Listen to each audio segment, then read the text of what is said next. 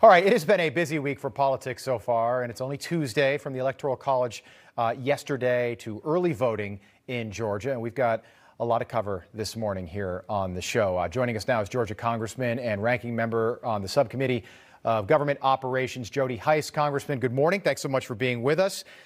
We are a little over 5 weeks removed from November the 3rd, Election Day. A lot of questions, we'll say, about this election. How concerned are you about the timing of the special elections, January 5th, and the integrity of some of these voting systems that have already begun early in Georgia? I'm extremely concerned. Obviously, the top priority ought to be election integrity and the election process. That should not ever be politicized. And unfortunately, it is being politicized these days. We need to make sure that every legal ballot is cast and only those legal ballots are counted.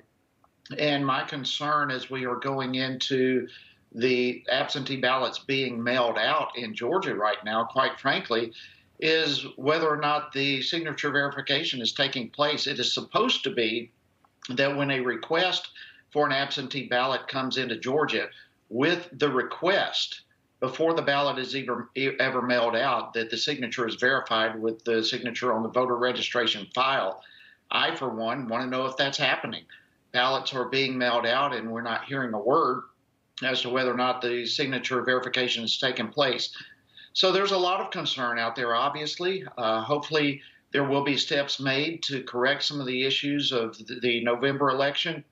But great concern is out there among a lot of people. Yeah. You know, we have sound of former President Barack Obama in 2012 when he was running against Mitt Romney, saying that voting by mail is a recipe for corruption, and that may have played out in 2020.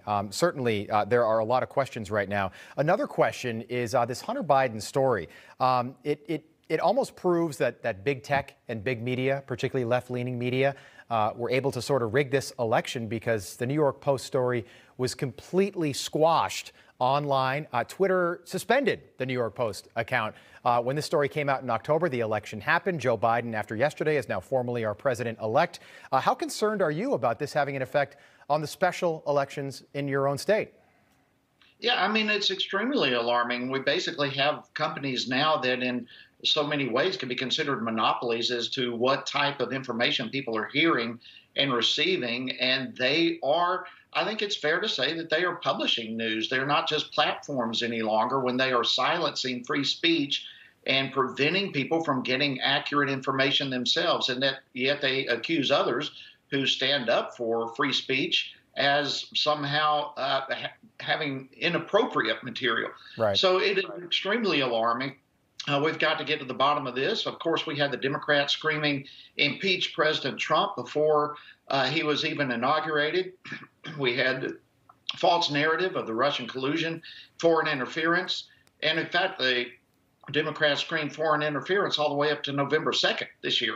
And then all of a sudden they're saying now there was no problem with this election.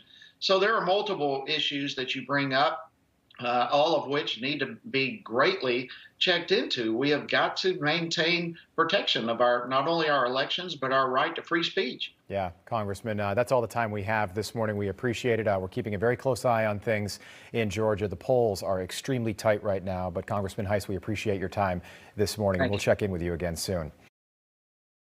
You just watched Newsmax TV, America's fastest growing cable news channel, now in more than 70 million homes. You can get Newsmax TV on your cable system or check your cable guide.